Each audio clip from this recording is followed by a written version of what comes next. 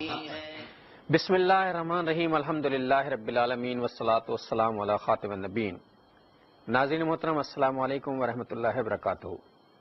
Programme آپ کے مسائل کا حل لے کر آپ کا میزبان ڈاکٹر محمود غزنوی، شیخ الحدیث مفتی محمد ابو بکر صدیق اور کیو ٹی وی کی پوری ٹیم آپ کی خدمت میں حاضر ہے۔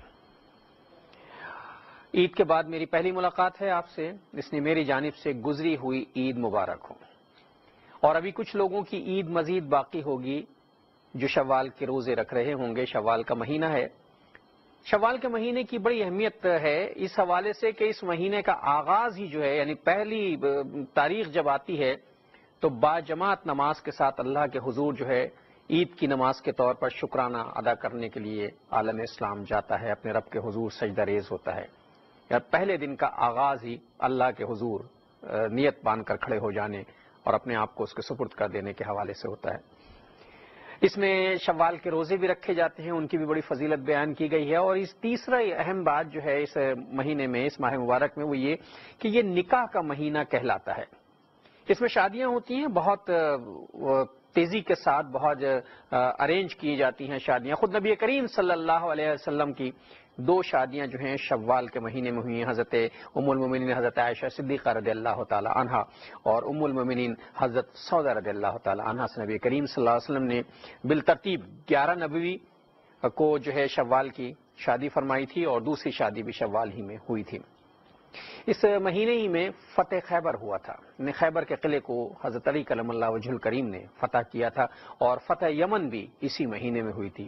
ہر اعتبار سے مہینہ بہت اہم ہے۔ میں مفتی صاحب سے اس مہینے کے حوالے سے صرف دو موضوعات پر بات کرنا چاہتا ہوں، ایک تو شوال کے روزوں کی اہمیت کے حوالے سے اور دوسری نکاح کے حوالے سے۔ السلام علیکم مفتی صاحب، کیسے مزاج ہیں؟ الحمدللہ۔ عید کیسی گزری آپ کی؟ اللہ کا بہت فضل رہا الحمدللہ۔ ناظرین یقیناً آپ کی عید بھی بہت اچھی گزری ہوگی اور اللہ کرے دنیا میں جہاں جہاں آپ ہوں آپ کا ہر روز روز عید ہو اور ہر رات آپ کی شب برات ہو جس میں اللہ مغفرت کرتے ہیں اپنے بندوں کی۔ اللہ تعالیٰ تمام مسلمانوں کو، پورے عالم اسلام کو اپنی حفظ و امان میں رکھے، ہر قسم کے آفات سے، بلیات سے، اور جس قسم کے کرائسس میں اس وقت عالم اسلام ہے دنیا بھر میں، اللہ تعالیٰ ان سب سے ہمیں محفوظ رکھے۔ ہم بہت برے حالات سے گزر رہے ہیں۔ دور کو تو برا نہیں کہنا چاہیے، اس نے کہ زمانہ تو برا نہیں ہوتا، زمانہ تو خود اللہ تعالیٰ اپنے بارے میں کہتے ہیں کہ میں خود ہی زمانہ ہوں۔ اس لیے ہم برے ہوتے ہیں، ہمارے حالات ہمارے اعمال کے نتیجے میں برے ہوتے ہیں۔ اللہ تعالیٰ بہرحال برے حالات سے سب کو اپنی زمان میں رکھے۔ جی مفتی صاحب، تو عید تو گزر گئی، اب شوال کے روزے جو ہیں ان کی بڑی اہمیت بیان کی جاتی ہے، تو میں چاہتا ہوں کہ ذرا ناظرین کو شوال کے روزوں کی فضیلت کے بارے میں، پھر میں نکاح کی طرف آؤں گا۔ اعوذ باللہ من الشیطان الرجیم، بسم اللہ الرحمن الرحیم، الحمدللہ رب العالمین والصلاة والسلام علی سید الانبیاء والمرسلین وعلی آلہ واصحابہ واہل بیتہ وذریاتہ اجمعین والعاقبۃ للمتقین۔ الحمدللہ ماہ شوال المکرم کے 6 روزے تقریباً پوری دنیا کے مسلمان اس سے واقف ہیں کہ یہ رکھے جاتے ہیں۔ اس کی فضیلت کے بارے میں حدیث کریمہ میں آیا کہ جو 6 روزے یہ شوال کے رکھ لے، جس نے ماہ رمضان کے روزے رکھے ہوں، پھر 6 روزے یہ شوال المکرم کے رکھ لے تو پھر اسے پورے سال روزے رکھنے کا ثواب ملتا ہے۔ اب علماء نے اس کی توجہ یہ بیان فرمائی ہے کہ ایک نیکی 10 کے برابر ہوتی ہے۔ تو ماہ رمضان المبارک میں جب انسان 30 روزے رکھتا ہے تو 3 سے نیکیاں اسے 300 روزوں کا ثواب بھی مل جاتا ہے، اور جب 6 رکھتا ہے تو 60 روزوں کا ثواب بھی مل جاتا ہے۔ تو اسلامی اعتبار سے تقریباً 360 دن کا کیلنڈر ہوتا ہے، تو اس طرح سے پورے سال کے روزوں کا ثواب۔ اچھا یہ بتائیے کیا یہ روزے جو ہیں وہ ترتیب سے رکھنے چاہیے، یعنی کنٹینیو رکھنے چاہیے، یا وقفے وقفے سے رکھنے چاہیے، یا فوری طور پر شروع کر دینا چاہیے؟ دیکھیں، اس میں نہ تو فوری طور پر رکھنا ضروری ہے اور نہ ہی کنٹینیولی اس کو رکھنا ضروری ہے، بلکہ شریعت نے اختیار دیا آپ کو کہ ماہ شوال المکرم میں جب جب آپ کو چانس ملے، موقع ملے، آپ یہ 6 روزے رکھ لیں، چاہے گیپ دے کر رکھ لیں، جس طرح آپ کی آسانی، آپ شوال کے مہینے کے اندر 6 کا عدد پورا کر لیں، انشاءاللہ تعالیٰ آپ کو فضیلت حاصل ہو جائے گی۔ اچھا، کیا اس کے لیے ضروری ہے کہ صرف وہی لوگ یہ شوال کے روزے رکھیں جنہوں نے رمضان کے روزے مکمل کیے ہیں، اور اگر کسی کا رمضان میں کوئی روزہ قضا ہو گیا یا کسی حوالے سے چھوٹ گیا تو کیا وہ شوال کے روزے نہیں رکھے گا؟ نہیں، بالکل رکھ سکتا ہے، اسے بھی یہ حق حاصل ہے روزہ رکھنے کا، اور اسے بھی انشاءاللہ تبارک و تعالیٰ اگر مجبوری سے رمضان کے روزے رہے ہیں تو اللہ تعالیٰ معاف فرمانے والا ہے، بہرحال شوال کے روزے رکھنے پہ اس کو ثواب ملے گا۔ اچھا ناظرین محترم، یہ شوال کے روزے تھے اور مفتی صاحب نے فرمایا کہ چاہیں تو آپ تسلسل سے 6 رکھ لیں، چاہیں تو چھوڑ چھوڑ کے رکھ لیں، پورے مہینے میں یہ 6 روزے مکمل کرنا ہے اور ان کی افضلیت جو ہے وہ آپ کے سامنے آئی ہے۔ اس میں ایک خواتین ہماری بہنوں کو ایک پرابلم ہوتا کہ بعض اوقات ان کے روزے رہ جاتے ہیں، تو اب وہ یہ کوشچن کرتی ہیں کہ پہلے شوال کے روزے رکھیں یا پہلے فرض ادا کریں۔ تو بہرحال حکم تو یہی ہے کہ پہلے فرضوں کو ترجیح دی جائے، کوشش کی جائے کہ رمضان کے شوال کے مہینے میں یہ اپنے فرائض ادا کر لیں اور اس کے بعد موقع ملے تو 6 روزے پورے کر لیں۔ اچھا مجھے دوسری یہ اہم بات جو ہے وہ اس مہینے میں یہ نکاح کا مہینہ کہلاتا ہے۔ خود نبی کریم صلی اللہ علیہ وسلم نے 2 نکاح فرمائے تھے اور ہمارے ہاں بھی یہ روایت ہے کہ شوال کا مہینہ جو ہوتا ہے اس میں نکاح ہوتے ہیں بہت لوگ وافر مقدار میں، وافر کیا کثیر تعداد میں جو ہے وہ لوگ، وافر مقدار میں کہوں گا تو پھر یہ کئی نکاح ہو جائیں گے ایک آدمی کے، کثیر تعداد میں لوگ جو ہیں وہ کوشش کرتے ہیں کہ اس مہینے میں نکاح ہو جائے۔ یہ ارشاد فرمائیے کہ نکاح، اسلام میں نکاح کا بنیادی تصور کیا ہے؟ اس لیے کہ آج کل تو ہم نے اسے ایک کھیل اور تماشا بنا لیا نا، مطلب جو نکاح ہے وہ ہماری ایک سوشل تقریب بن کے رہ گئی۔ نکاح کا بنیادی کانسیپٹ کیا ہے؟ دیکھیں، نکاح کا بنیادی کانسیپٹ تو یہ ہے کہ یہ انسان کا ایک فطری تقاضا ہے اپنے شہوانی جذبات کو پورا کرنا۔ جی، تو یہ اسلام دنیا کا واحد مذہب ہے جو انسان کی فطرت کے مطابق ہے۔ فطرت جس چیز کا تقاضا کرتی ہے، شریعت اسلامیہ اس کے جائز موقع پرووائڈ کرتی ہے۔ تو پہلا مقصد نکاح کا تو یہ ہے کہ انسان کے جو فطری جذبات ہیں ان کو جائز طریقے سے، اچھے طریقے سے پورا کر لیا جائے۔ پھر دوسرے اس کے پیچھے جو مقاصد ہیں وہ نبی کریم صلی اللہ تعالی علیہ وسلم کے ایک حدیث مبارکہ ہے کہ سرکار دو عالم صلی اللہ تعالی علیہ وسلم ارشاد فرماتے ہیں، تزوجوا الولود الودود فإني مكاثر بكم يوم القيامة او كما قال علیہ الصلوۃ والسلام، کہ تم محبت کرنے والیاں اور بچے زیادہ جننے والیوں سے نکاح کرو کہ بروز قیامت میں تمہاری کثرت پہ فخر کروں گا۔ تو اس میں نبی کریم صلی اللہ تعالی علیہ وسلم نے اس حدیث مبارکہ میں ہمیں یہ پیغام دیا ہے کہ نکاح کے مقاصد میں سے نیک اولاد حاصل کرنا ہے، تاکہ سرکار دو عالم صلی اللہ علیہ وسلم کی امت میں اضافہ ہو، جس پہ سرکار دو عالم صلی اللہ تعالی علیہ وسلم بروز قیامت فخر فرمائیں گے۔ پھر نکاح جو ہے یہ سمجھ لیجئے انسانی معاشرے کی بننے کا سبب ہے۔ معاشرہ جو ہے اسلامی معاشرے کی تشکیل میں بنیادی رول جو ہے، بنیادی رول ہے۔ تو اس لیے اس کو قرآن مجید فرقان حمید نے اتنی اہمیت دی ہے کہ کئی پاروں میں نکاح اور طلاق کے مسائل کو بیان کیا تفصیل کے ساتھ۔ جی میں ایک کال لے لوں اگر آپ کی اجازت۔ السلام علیکم۔ وعلیکم السلام جی بہن، سب سے پہلے آپ کو ہمارا سلام۔ وعلیکم السلام۔ جی کوئٹہ سے بات کر رہی ہیں، ایک کوشچن ہے۔ جی فرمائیے۔ تار پہ یعنی فین میں ہماری تار ہے، اس پہ پیشاب والا کپڑا ڈالا گیا، تو اس سے پاک کرنے کا طریقہ پوچھنا ہے۔ اچھا ٹھیک ہے، اور کوئی سوال؟ جی مفتی صاحب پہلے ان کے سوال کا جواب دے دیجیے تو پھر ہم آگے بڑھتے ہیں۔ دیکھیں، تار تو عموماً جو ہے لوہے کا ہوتا ہے یا یہ کہ پلاسٹک کوٹڈ ہوتا ہے، تو ایسی صورت میں اگر اس پہ کوئی ناپاک کپڑا ڈال دیا گیا تو وہ بھی ناپاک ہو گیا۔ تو اس کو پاک کرنے کا طریقہ یہی ہے کہ کسی بھی کپڑے سے اس کو خشک کر لیا جائے، پوچھ لیا جائے، یا گیلا کپڑا کر کے اس کو پوچھ لیا جائے تو وہ پاک ہو جائے گا، کیونکہ لوہا اور یہ جو پلاسٹک ہے یہ پانی کو جذب نہیں کرتا، لیکوڈ کو جذب نہیں کرتا۔ تو اس کا طریقہ کار یہی ہے کہ صحابہ کرام رضوان اللہ علیہم اجمعین جب میدان جہاد میں ہوتے تھے تلواروں سے لڑتے تھے، کفار کا خون بھی ان کے تلواروں پہ لگا ہوتا تھا، لیکن نماز کے اوقات میں اس کو پہنچ کر وہ نماز پڑھ لیا کرتے تھے۔ تو ان کا طریقہ پاک کرنے کا یہی ہے کہ ان کو صاف کر لیا جائے، پیشاب اسے دور کر دیا جائے تو وہ پاک ہو جائے گا۔ صحیح۔ ناظرین محترم، یہ نکاح کے مقاصد، یہ اصل میں آج کل موسم تبدیل ہو رہا ہے نا، خنکی جو آ رہی ہے مفتی صاحب یہ اس کا نتیجہ ہے۔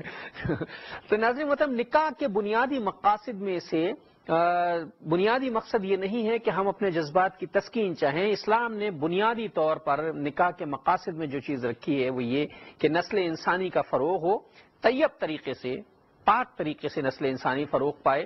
اور نبی کریم صلی اللہ علیہ وآلہ وسلم کی حدیث مبارکہ مفتی صاحب نے آپ کے سامنے رکھی ہے کہ کیسی خواتین سے جو ہے وہ نکاح کیا جائے۔ مفتی صاحب، یہاں ایک موجودہ دور کا ایک سوال میرے ذہن میں کلبلا رہا ہے، میں بڑی معذرت کے ساتھ آپ سے کہنا، ایک طرف تو یہ حدیث مبارکہ ہے ان خواتین سے نکاح کیا جائے جن سے بچے زیادہ تولد ہونے کی توقع ہو، یا دوسری طرف ہمارے ہاں سوسائٹی میں ایک فیملی پلاننگ کا کانسیپٹ آ گیا ہے۔ یہ اسلام سے کلیش نہیں ہے اس کانسیپٹ کا؟ بلا شبہ یہ ایک ایسا معاملہ ہے کہ جس کے بارے میں غور و فکر کرنا چاہیے، اور خاص طور پہ ہماری فیملی پلاننگ کے لیے جس قسم کے اشتہار بازی کی جاتی ہے تو اس میں عموماً تو کہا یہی جاتا ہے کہ جناب روٹی کا مسئلہ ہو جائے گا، کھانے کا مسئلہ ہو جائے گا، جی وسائل کی کمی ہو جائے گی، افراد زیادہ ہو جائیں گے، تو وسائل کم ہو جائیں گے۔ حالانکہ یہ ذمہ داری بندے کی نہیں ہے، اس کے بارے میں اللہ تعالیٰ قرآن مجید میں ارشاد فرماتا ہے وَمَا مِن دَابَّةٍ عَلَى الْأَرْضِ إِلَّا عَلَى اللَّهِ رِزْقُهَا، کہ ضرور زمین پر جو بھی جاندار شے ہے اس کا رزق اللہ تبارک و تعالیٰ پر ہے۔ تو یہ تصور کے ساتھ کرنا نہایت ہی بری بات ہے، ایسا کرنا۔ ہاں البتہ کوئی ایسے معاملات ہو جاتے ہیں کہ جس کی وجہ سے انسان مجبور ہوتا ہے، مثلا یہ کہ عورت زیادہ بچوں کی پیدائش کے قابل نہیں ہے یا اس کی صحت اتنی کمزور ہے، یا فقہ نے یہ بھی لکھا کہ دیکھا کہ حالات خراب ہیں اور زیادہ بچے پیدا ہوں گے تو ان کی تربیت پورے طور پہ نہیں کر سکے گا، ان کے اوپر پوری طور پہ نظر نہیں رکھ سکے گا، تو اس وجہ سے بھی اگر وہ وقفے کرتا ہے تو شرعی اعتبار سے بہرحال اس کو جائز قرار دیا۔ لیکن وقفوں کی اجازت ہے مطلقاً۔ ہمارے یہاں پہ ایک رواج یہ بھی چلا ہوا کہ لوگ نسبندی کروا لیتے ہیں، عورت کو بانجھ کر دیتے ہیں یا مرد خود بانجھ ہو جاتا ہے، تو یہ رسول اللہ صلی اللہ علیہ وسلم کی تعلیمات کے خلاف ہے۔ حدیث کریمہ میں آتا ہے کہ نہا رسول اللہ صلی اللہ علیہ وسلم عن التبتل، ترمذی کی روایت ہے، سرکار دو عالم صلی اللہ تعالی علیہ وسلم نے اسے بانجھ پن سے جو ہے مطلقاً منع فرمایا۔ ناظرین محترم، میں وقفے پر جانا چاہتا ہوں، ایک مختصر، آپ ہمارے ساتھ رہیے گا، ایک چھوٹے سے وقفے کے بعد پھر ملتے ہیں۔ السلام علیکم ورحمۃ اللہ وبرکاتہ، ویلکم بیک ناظرین۔ وقفے کے بعد ایک بار پھر پروگرام میں آپ کا خیر مقدم ہے۔ بات ہو رہی تھی نکاح کے حوالے سے اور بات چل کر پہنچ گئی تھی فیملی پلاننگ تک۔ میں پھر واپس آتا ہوں اپنے موضوع کی طرف۔ مفتی صاحب یہ ارشاد فرمائیے کہ نکاح کا جو آپشن ہے مردوں کے لیے تو 4 کا آپشن ہے، اس 4 آپشن کی حکمت کیا ہے؟ مطلب خواتین کو اس پہ بڑا اعتراض ہوتا ہے، وہ کہتے ہیں جی یہ جو ہے ڈسکریمنیشن ہے کہ مردوں کو 4 کی اجازت دے دی جائے اور عورتوں کو 1 ہی کی اجازت ہو۔ دیکھیں 4 کی اجازت کے پیچھے تو جو حکمت ہے وہ تو رب کریم ہی جانتا ہے، لیکن علماء نے جو بیان کیا ہے وہ بات یہ ہے کہ بعض افراد جو ہے اللہ تبارک و تعالیٰ نے ان کو یہ طاقت زیادہ عطا فرمائی ہوتی ہے، تو جس کی وجہ سے ان کے لیے ضرورت پیش آتی ہے، تو شریعت مطہرہ نے خواتین کو مخصوص ایام میں جو ہے ان کا معاملہ مختلف ہو جاتا ہے۔ تو اسی وجہ سے اگر کسی کو یہ اپنی قوت کی وجہ سے مجبور ہو جائے تو 1 سے زائد بیویاں ہوں تو وہ دیگر ایام میں جو ہے، اگر ایک بیوی جو ہے ان ایام میں مصروف ہو تو دیگر ایام میں جو ہے دوسروں کے ساتھ معاملات طے کر سکتا ہے۔ تو اس کے علاوہ بھی پھر اللہ تبارک و تعالیٰ نے حکمت اس کے پیچھے یہ بھی ہے کہ عورتوں کا جو تناسب ہے وہ مردوں کے مقابلے میں زیادہ ہے اس وقت بھی پوری دنیا میں، اور قرب قیامت میں تو یہ حال ہوگا، حدیث کریمہ میں آتا ہے کہ ایک مرد 50 عورتوں کی کفالت کرے گا۔ تو اس اعتبار سے بھی اگر یہ رکھا جائے سلسلہ کہ جناب ایک کو ایک ہی، تو پھر دنیا میں جو عورتوں کی تعداد زیادہ ہیں وہ کیا کریں گے؟ اچھا، میں ایک سوال میرے ذہن میں آتا ہے کبھی کبھی، میں اس موقع سے فائدہ اٹھا کر آپ سے بات کرتا ہوں۔ ناظرین محترم، اگر آپ چاہیں تو میں آپ کی کال کا منتظر ہوں اور یہ پروگرام آپ ہی کے لیے ہے، آپ کال کیجئے اور جس موضوع پر میں گفتگو کر رہا ہوں وہ موضوع آپ کی بھی دلچسپی کا ہے، اس پر بات کر لیجئے۔ میں ذرا ایک دوسرے حوالے سے اس میں پھر ایک اور حکمت بھی ہمارے ذہن میں آئی، نسب کی حفاظت ہے کہ شریعت اسلامیہ میں نسب جو ہے باپ کی جانب سے ہوتا ہے، تو اگر ایک مرد اگر 4 عورتوں سے بھی نکاح کرے تو بچے کا نسب سلامت رہے گا، لیکن ایک عورت ایک مرد سے زائد مرد سے نکاح کرے گی تو پھر بچے کا نسب جو ہے ختم ہو جائے گا، تو کس کا بیٹا ہے یہ پتہ نہیں چلے گا۔ اچھا، یہ ایک یہ ارشاد فرمائیے کہ آج کے زمانے میں جیسا کہ ابھی آپ نے بتایا کہ حدیث مبارکہ ہے کہ ایک زمانہ ایسا آ جائے گا کہ مرد ایک اور خواتین جو ہیں وہ 50 یا 70 کے قریب ہو جائیں گی۔ ناظرین محترم، قرب قیامت کی بہت سی نشانیوں میں سے یہ نشانی جو مفتی صاحب نے بتائی ہے یہ فی زمانہ ہو رہی ہے، اور بہت سی نشانیاں، مطلب ایک نشانی تو یہ بھی تھی نا کہ قتل کرنے والے کو اس بات کا پتہ ہی نہیں ہوگا کہ وہ کیوں قتل کر رہا ہے، اور مقتول کو اس بات کا پتہ ہی نہیں ہوگا کہ وہ کیوں قتل کیا جا رہا ہے، کیوں مارا جا رہا ہے، مقتول بن رہا ہے۔ ہو رہا ہے ہماری دنیا میں سب کچھ، اور جو کچھ ہے اس کا کوئی نہ کوئی حل تو ہونا چاہیے۔ کیا مفتی صاحب آج کل ایک سوشل پرابلم تو ہے نا، ہمارے یہاں لڑکیاں بہت زیادہ ہیں، لڑکوں کی تعداد کم ہے۔ شادی کے مسائل آپ دیکھیں، جتنے بیشتر سوالات آتے ہیں جو ہمارے دوسرے پروگرام ہوتے ہیں اس میں بنیادی مسئلہ جو ہے وہ لڑکیوں کی شادی کا۔ کیا اس میں کوئی قباحت تو نہیں، کیا ایسا نہ کر لیا جائے کہ یہ آپشن اوپن کر دیا جائے کہ صاحب دوسری شادی جو ہے وہ کر لی جائے؟ دیکھیے یہ آپشن تو اوپن ہی ہے، اللہ تبارک و تعالیٰ نے اسے اوپن رکھا مگر ایک شرط کے ساتھ کہ وہ دونوں بیویوں میں انصاف کریں، اور عموماً لوگ جو ہے وہ دین سے تو واقف ہوتے نہیں ہیں، نبی کریم صلی اللہ تعالی وسلم کی جو تعلیمات ہیں ان کو تو پسے پوچھ ڈال کے رکھتے ہیں، مگر اپنے شہوانی جذبات کو پورا کرنے کے لیے کہتے ہیں ہم تو سنت پہ عمل کر رہے ہیں، قرآن کی اجازت پہ عمل کر رہے ہیں۔ تو اگر کوئی دوسری شادی کرنا چاہتا ہے تو پھر دونوں بیویوں میں مساوات کرنا ضروری ہے، اور مساوات کا مسئلہ یہ ہے کہ اگر حدیث کریمہ کے مطابق فقہ میں باقاعدہ ایک باب ہے، قسم کا باب کہلاتا ہے، اور وہ قسم کا مطلب یہ ہے کہ دونوں بیویوں میں ہر چیز میں ڈویژن کرے، حتیٰ کہ اگر ایک دن ایک بیوی کے ساتھ رہتا ہے تو دوسرے دن دوسری بیوی کا ہے، اگر 3 دن ایک بیوی کو دیتا ہے تو 3 دن پھر دوسری بیوی کو دے۔ باقاعدہ یہ عورت کا حق ہے جس کا وہ تقاضا کر سکتی ہے، اگر وہ ایسا نہیں کرتا تو پھر بروز قیامت اس کی پکڑ ہے، اور حدیث کریمہ میں آتا ہے کہ بروز قیامت وہ اس طرح سے آئے گا اس کی ایک جانب جھکی ہوئی ہوگی۔ لیکن ہمارے یہاں پر یہ ہوتا ہے کہ لوگ شادی کر لیتے ہیں اپنی خواہشات کو پورا کرنے کے لیے، ایک بیوی کو جناب وہ پسے پوچھ ڈال دیتے ہیں، بالکل سے صرف نظر کر لیتے ہیں، اور دوسری بیوی کے ساتھ جو ہے ساری کی ساری توجہ ہو جاتی ہے، یا ایک بیوی کو جناب کہیں اور چھوڑ دیتے ہیں اور خود جہاں پہ رہ رہے ہوتے ہیں وہاں پہ ایک دوسری بیوی رکھ لیتے ہیں۔ تو یہ عورتوں کے ساتھ زیادتی ہے جس کو جو ہے شریعت مطہرہ نے منع کیا، اور نبی کریم صلی اللہ علیہ وسلم نے فرمایا کہ ڈرو عورتوں کے معاملے میں کہ اللہ کی بندیاں تمہارے لیے جو ہے حلال کی گئی ہیں مہر کے بدلے میں، تو اس کے بارے میں بات پرس ہوگی بروز قیامت۔ ناظرین محترم، دوسری شادی کا آپشن موجود تو ہے، لیکن آپشن جو ہے بہت ہی مشروط اور کنڈیشنل ہے، اور وہ کنڈیشنز جو مفتی صاحب نے بتائی ہیں بڑی نازک ہیں۔ یہ کر تو لیجئے، اگر آپ صحیح سے نہیں کر سکے تو مروا دیں گے یہ آپ کو، حالات بہت خراب ہو جائیں گے۔ میں ایک کال لینا چاہتا ہوں۔ السلام علیکم۔ ہیلو، السلام علیکم۔ وعلیکم السلام بہن۔ جی، سب سے پہلے تو میں آپ کو عید کی مبارکباد۔ بہن آپ کو بھی بہت مبارک، بہت شکریہ آپ کا، پوری کیو ٹی وی کی ٹیم کی جانب سے ہم آپ کو مبارکباد دیتے ہیں۔ جی شکریہ، تھینک یو۔ آپ کا پروگرام بہت اچھا ہے، اور ایک تو میری کال ہی نہیں ملتی، عرصہ ہو گیا، آج پہلی دفعہ ملی ہے۔ اصل میں دیکھیے نا، اتنے زیادہ کالرز ہوتے ہیں ہمارے کہ یہ بالکل، آج تو کچھ کالز کم آئی ہیں، یہ آپ کی کال آئی ہے، لیکن بہت زیادہ رش ہوتا ہے۔ چلیے اللہ کا شکر ہے آپ کی کال ملی، فرمائیے۔ جی اچھا، میرے 2-3 سوال ہیں۔ جی فرمائیے۔ جی، ایک تو یہ سوال ہے کہ جو مطلب قضا روزے عورتوں کے ہوتے ہیں، ہو جاتے ہیں مطلب مخصوص ایام میں، وہ بعد میں رکھنے پڑتے ہیں، ان کی قضا ضروری ہے کرنا۔ اور دوسرا یہ ہے کہ جو نفل کسی بندے کی اگر قضا نمازیں رہتی ہیں تو کہتے ہیں کہ وہ نفل نماز نہیں پڑھ سکتا، تو صلاۃ التوبہ اور صلاۃ مطلب تحیۃ المسجد اور اس قسم کی کوئی بھی نفل نماز وہ ادا نہیں کر سکتا اگر قضا نمازیں رہتی ہیں تو۔ چلیے، اور اس کے علاوہ یہ ہے کہ یہاں پہ جو ہے نا انگلینڈ میں مطلب مورگیج کا، وہ آپ نے کئی کالر سے سنا بھی ہوگا کہ مورگیج جب لیتے ہیں تو وہ انٹرسٹ پہ ہوتی ہے۔ نہیں یہ بہن، یہ بات میری سمجھ میں، ایک منٹ ذرا دوبارہ کر دیجیے، ذرا ٹھہر کے، میں سمجھ نہیں سکا۔ اچھا، لندن میں کیا ہوتا ہے؟ مطلب جب ہم مکان وغیرہ خریدتے ہیں تو اس پہ جو ہم مورگیج لیتے ہیں، قرضہ لیتے ہیں۔ جی جی جی، سمجھ گیا۔ جی، تو وہ سود پہ ہوتا ہے عام طور پہ۔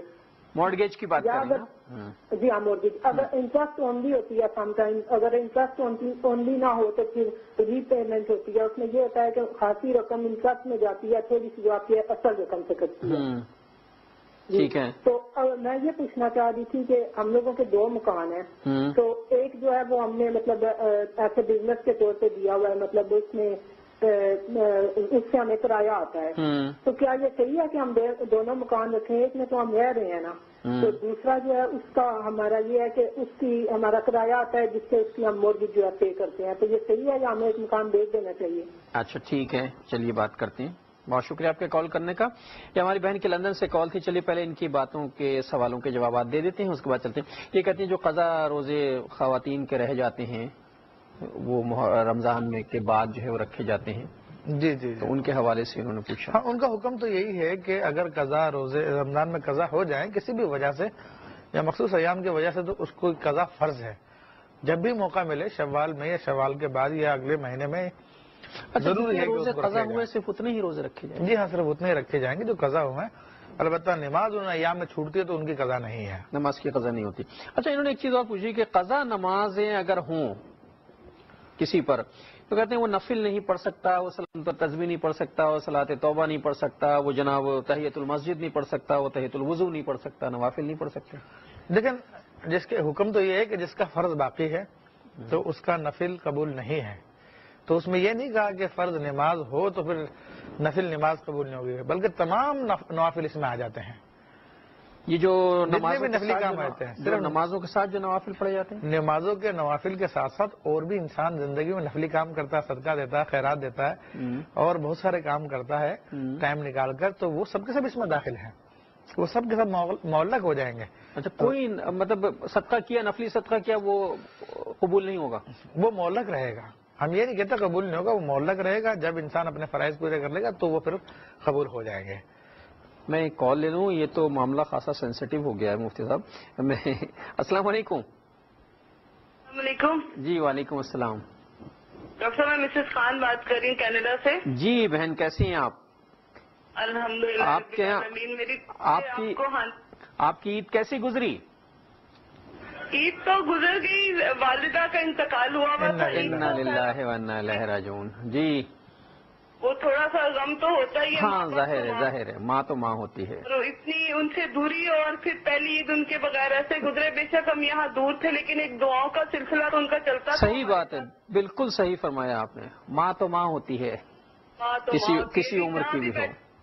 وہ دعا تو انسان کے ساتھ ہی ہوتی ہے جس کی بہت ضرورت ہوتی ہے۔ ماں کی دعا۔ حضرت موسیٰ علیہ السلام کا واقعہ مجھے یاد آیا کہ جب طور سینا پہ گئے، والدہ کا انتقال ہوا محترمہ کا، تو اللہ ندا آئی اللہ تعالیٰ کی طرف سے کہ اے موسیٰ ذرا سنبھل کر چلو، اب تمہارے لیے ہاتھ اٹھانے والی اس دنیا میں نہیں رہی ہے۔ یہی کمی ڈاکٹر صاحب محسوس ہوتی ہے، تو پھر یوں دل کٹ جاتا ہے بالکل کہ اللہ پاک اب تیرے، بے شک تو ہی اپنے بندوں کو سنبھالتا ہے، تو 70 ماؤں سے زیادہ پیار کرتا ہے۔ اس میں کوئی شک نہیں۔ تو نے دنیا میں رشتہ بنایا ہوا، اس کا نعم البدل کوئی نہیں ڈاکٹر صاحب۔ بالکل نہیں ہے، لیکن بہن ایک بہترین طریقہ یہ ہے اپنی ماں کو خراج تحسین پیش کرنے کا کہ جب ان کی یاد آئے، سورہ فاتحہ، سورہ اخلاص پڑھ کر انہیں ایصال ثواب کیا جائے تو اللہ تعالیٰ ان کے درجات کو بلند کریں گے اور آپ کو ایک فرما بردار بیٹی کا اجر جو ہے وہ عطا کریں گے۔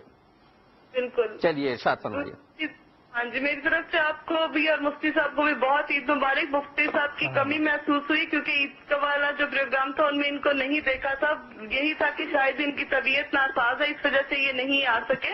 ہاں، طبیعت تو نہیں، آج کل ذرا کھانسی، موسم ہمارے یہاں تبدیل ہو رہا ہے، خون کی اور نمی بڑھ رہی ہے تو ذرا کھانسی میں مبتلا ہو گئے ہیں۔ ہاں جی۔ دوسرا مجھے تھوڑا سا اس ٹاپک پہ بھی بات کرنی تھی، جو ہیپن کراچی میں ہوا، اس کا بھی بہت ڈاکٹر صاحب دکھ ہوا۔ آپ یقین مانیں کہ کس طرح ہم نے وہ دن گزارا کہ کتنے گھر یوں اجڑ گئے اور کتنی مطلب عورتیں یوں بیوہ ہو گئیں، کتنے بچے یتیم ہو گئے، کتنی مائیں اپنے بچوں سے الگ ہو گئیں۔ آپ یقین مانیں اس ٹاپک پہ تو اتنا۔ جی میری بہن، بالکل آپ کا کہنا بالکل درست ہے، اور ابھی میں نے ایک جو ہے وہ آثار قیامت میں سے ایک بات بیان کی تھی کہ قاتل کو یہ نہیں پتا ہوگا وہ کیوں قتل کر رہا ہے، مقتول کو نہیں پتا ہوگا کیوں مارا جا رہا ہے۔ اللہ تعالی ہدایت عطا فرمائے۔ کہا جائے، ارشاد ہے کہ جس نے ایک انسان کو قتل کیا اس نے پوری انسانیت کو قتل کر دیا۔ اللہ تعالیٰ اسے پسند نہیں کر۔ اللہ تعالیٰ ہمیں ہدایت دے۔ آپ کو جو دکھ ہے وہ ہر مسلمان کو دکھ ہے، اللہ تعالیٰ ان لوگوں کو بھی ہدایت دے جو اس کام میں ملوث ہیں، اور اللہ تعالیٰ ہمیں بھی ہدایت دے اور چیزوں کو سمجھنے کی اور اپنے اعمال کو درست کرنے کی، کہ ہمارے اعمال کا نتیجہ ہے بہن۔ اللہ تعالیٰ ہمارے اعمال درست فرمائے۔ ایک کال لینا چاہتا ہوں۔ السلام علیکم۔ وعلیکم السلام۔ جی بہن۔ جی میں لاہور سے شیری شوکت بول رہی ہوں۔ جی بہن۔ بھائی آپ کو مفتی صاحب کی خدمت میں بہت بہت سلام۔ وعلیکم السلام۔ میرا ایک ہی سوال ہے، میں نے مفتی صاحب سے یہ پوچھنا ہے کہ جو رمضان میں روزے چھوٹ جاتے ہیں، مرد اور خواتین دونوں کے حوالے سے میں بات کر رہی ہوں، کوئی بھی بیماری کی وجہ سے، تو ہم پہلے وہ روزے قضا کریں گے یا ہم شوال کے جو 6 روزے ہیں وہ رکھ سکتے ہیں بغیر قضا کیے؟ اچھا، تو یہ پلیز بتا دیں اور دعاؤں میں یاد رکھیے گا۔ شکریہ۔ آپ ہمیں بھی دعاؤں میں یاد رکھیے گا بہن، خواتین کی دعائیں بھی زیادہ مقبول ہوتی ہیں۔ اچھا جی مفتی صاحب، کیا یہ اچھا پہلے تو وہ لندن والی ہماری بہن تھی نا جو کہتی قضا نمازیں ہوں تو نفل نہیں ہوتے، انہوں نے مکان لیا ہوا ہے قرضے پر، وہ کہتی ہیں ایک بھاری رقم جو ہے وہ سود پر دینی پڑتی ہے۔ 2 مکان لیے، ایک مکان انہوں نے کرائے پہ دیا ہوا ہے، وہ کاروبار کے لیے لیا، مطلب بزنس کے طور پہ کرائے پہ دیا، اس پر بھی سود دینا پڑتا ہے۔ کیا وہ دیکھیں اس کے بارے میں ہم کافی پروگرام میں الحمدللہ وضاحت کر چکے ہیں کہ مورٹگیج پہ جو مسلمان وہاں پہ رہتے ہیں، مکان لیتے ہیں، وہ ان کی مجبوری بھی ہے، اور ویسے اگر وہ ساری زندگی بھی کرایہ دیتے رہے مکان کا تو کرائے پہ رہیں گے لیکن کبھی مکان کے مالک نہیں بن سکتے۔ تو شریعت اسلامیہ اس بارے میں حکم یہی دیتی ہے کہ نبی کریم صلی اللہ علیہ وسلم کی حدیث ہے لا ربا بین المسلم والحربی ثمہ، کہ مسلمان اور حربی کافر کے درمیان میں سود متحقق نہیں ہوتا۔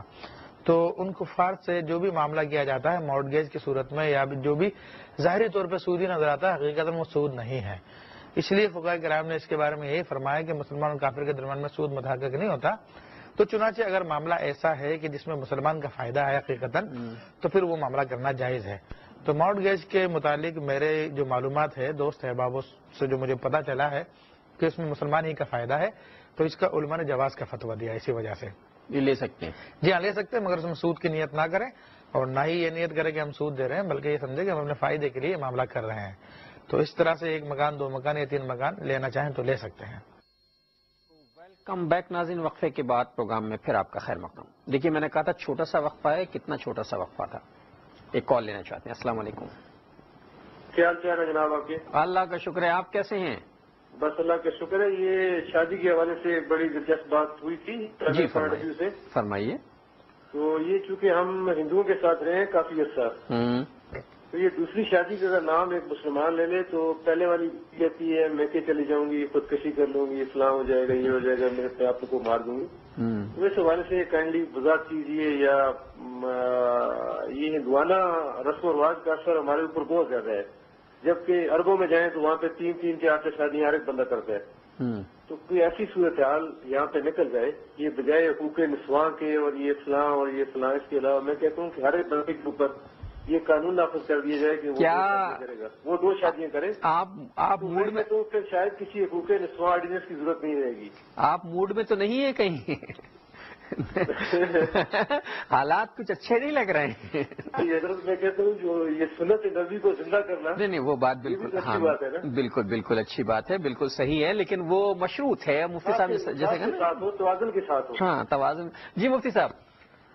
ہاں اس کے بارے میں فرض کیجیے کہ یہ ان کا موڈ بن رہا ہے اور دھمکی مل رہی میں خودکشی کر لوں گی، پھر کیا ہوگا؟ دیکھیں اس میں بات تو ایک تو یہ کہ معاشرے کا اثر بھی ہے، لیکن فطرتاً عورت کے اندر یہ جذبہ ہے کہ وہ سوگن کو برداشت نہیں کرتے.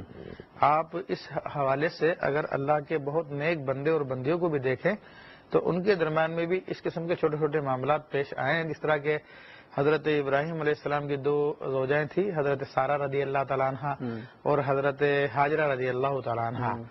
تو وہ حضرت سارہ رضی اللہ تعالیٰ عنہ کے درمیان میں ان کے درمیان میں تھوڑا بہت معاملہ ہوتا رہتا تھا، اور بلکہ جو فقہاء کرام نے بتایا کہ یہ جو عورتوں کے ناک اور کان چھیدنے کی جو رسم چلی ہے وہ حضرت سارہ رضی اللہ تعالیٰ سے چلی ہے کہ انہوں نے ایک مرتبہ قسم کھا لی تھی کہ میں سزا کے طور پہ حضرت حاجرہ کے جو ہے ناک کان چھیدوں گی، میں یا ایسا کہا تھا. تو اس وقت انہوں نے ان کے ناک یا کان چھیدے تھے، تو تب سے یہ جو ہے ناک کان چھیدنے کی رسم چل پڑی ہے، حالانکہ اس ٹائم میں سزا کے طور پہ ہوا تھا یہ معاملہ. اب تو یہ سزا فیشن ہو گیا نا، بہت اچھا لگتا ہے. یہ ایک فطری بات ہے، مگر بات یہ ہے کہ اسی آزمائش کے اندر جو ہے ثواب ہے کہ جب انسان کا نفس کچھ اور تقاضا کرتا ہے اور اللہ تبارک و تعالیٰ کچھ اور حکم دے رہا ہے، تو اللہ کے حکم کے سامنے اس طرح سے کہ جس طرح حضرت ابراہیم علیہ السلام نے اپنے بیٹے حضرت ابراہیم علیہ السلام اسماعیل علیہ السلام کو قتل کرنے سے یا ذبح کرنے سے گریز نہیں کیا تھا، اسی طرح مسلمان اللہ کے نام پر جانور ذبح کرتا ہے.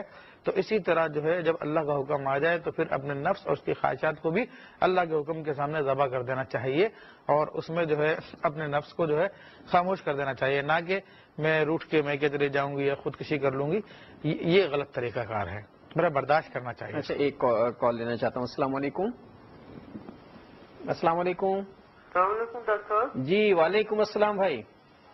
ڈاکٹر صاحب اوکارا سے عبد الشکور بول رہا ہوں. جی شکور صاحب.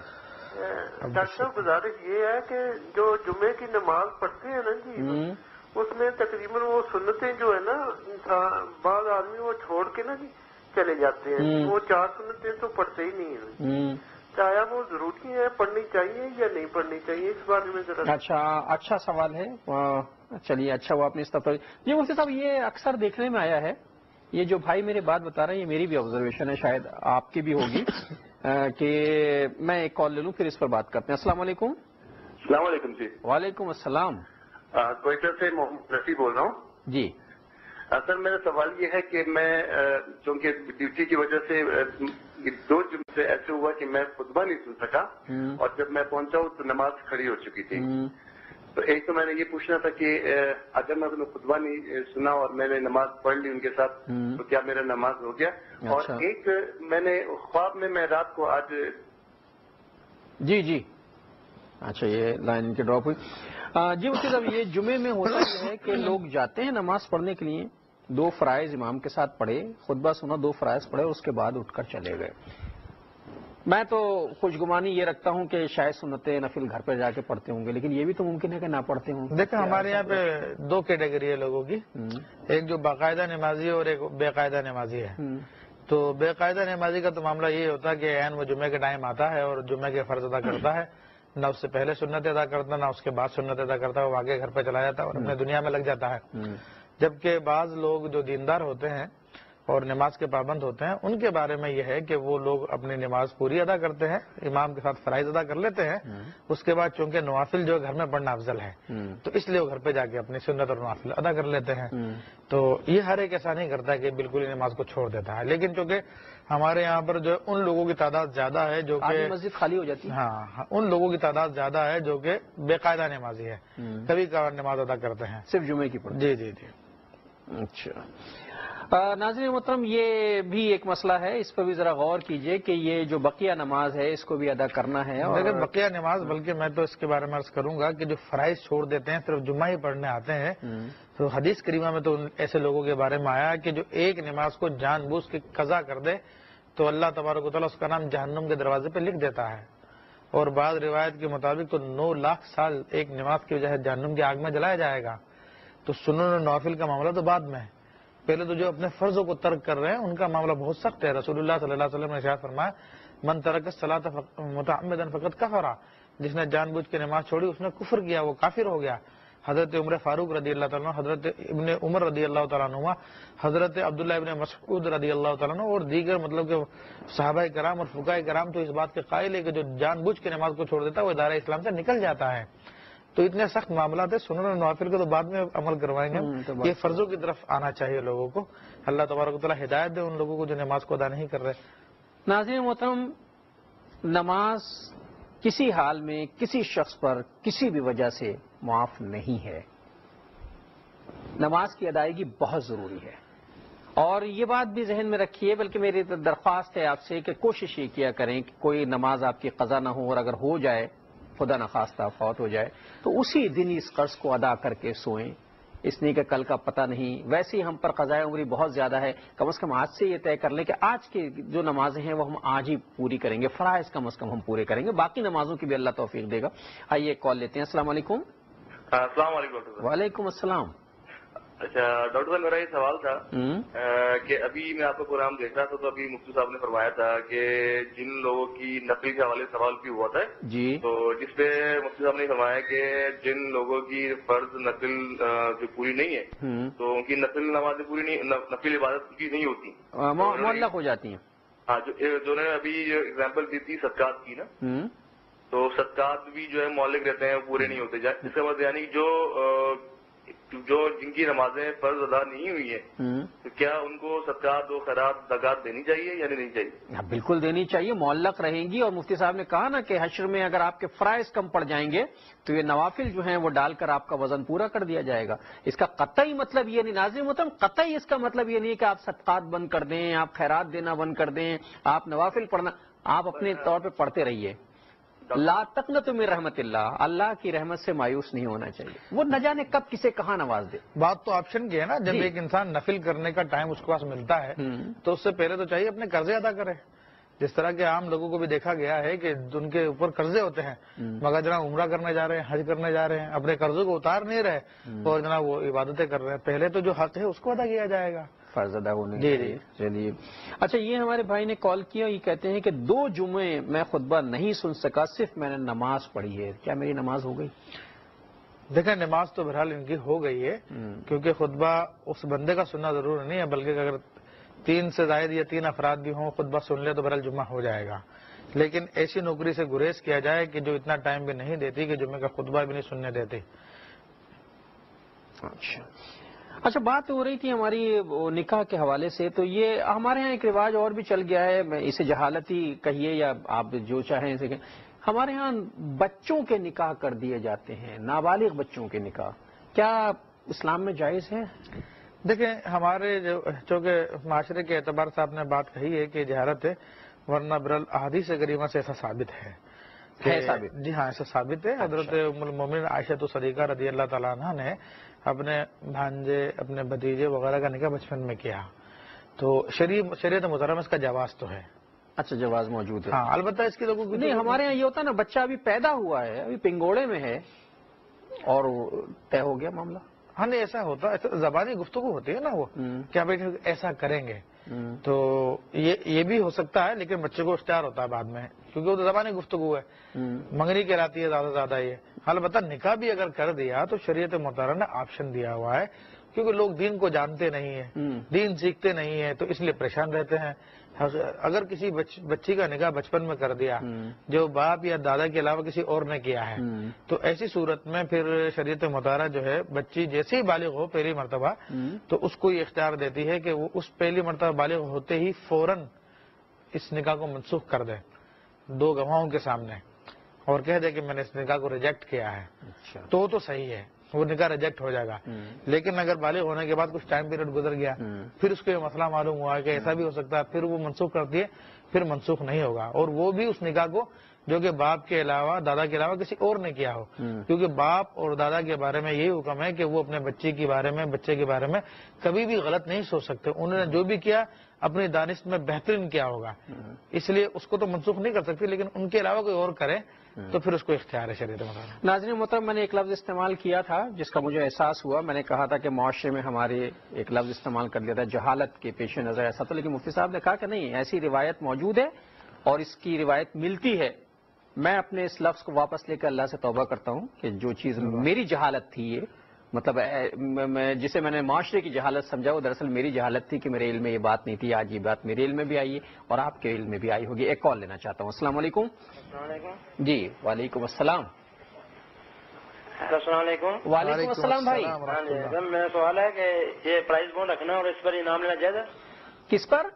Prize bond. اچھا ٹھیک ہے جی مفتی صاحب, پرائز بانڈ پر انعام. پہلے میں پرائز بانڈ کا جواب تو دوں گا, لیکن اس سے پہلے آپ نے ماشاءاللہ جس اچھے عمل کا مظاہرہ کیا ہے کہ آپ سے غلطی سے ایک بات گناہ کی بات آپ نے ام المومنین کے حوالے سے بتایا, تو میرے لیے تو یہ بڑا فوری طور پہ جو ہے آپ نے اللہ کی بارگاہ میں توبہ کی, اللہ تعالیٰ قبول فرمائے. بہت اچھا آپ کا جذبہ ہے, اور یہی انسان اپنی غلطی کو سمجھ لے تو اللہ تبارک و تعالیٰ فوری طور پہ اس کو توبہ کی توفیق نصیب فرما دیتا. بڑے بڑے فقہاء کرام گزرے ہیں اسلام میں. امام اعظم ابو حنیفہ رحمۃ اللہ علیہ کے شاگرد ہیں امام حسن رحمۃ اللہ علیہ, انہوں نے ایک مرتبہ ایک مسئلہ بیان کیا اور وہ شخص مسئلہ لے کے چلا گیا, وہ اجنبی آدمی تھا. آپ کو بعد میں احساس ہوا کہ میں نے اس کو غلط جواب دے دیا ہے, تو اس کے بعد آپ بہت پریشان ہوئے, اس شخص کے بارے میں معلومات کی, پتہ ہی نہیں چلتا تھا کون ہے. تو آپ نے وہ یہ معاملہ کیا کہ آپ 1 مہینے تک لوگوں کے چوکوں پر, بازاروں پر, بلکہ 1 مہینہ نہیں, مطلقاً کہا گیا کہ آپ ہر جگہ جہاں پہ لوگوں کا رش ہوتا ہے وہاں پہ جا کے کہتے ہیں لوگوں حسن نے جو ہے فتویٰ دیا ہے اور یہ فتویٰ ان سے غلط صادر ہوا ہے, اصل جواب یہ تھا.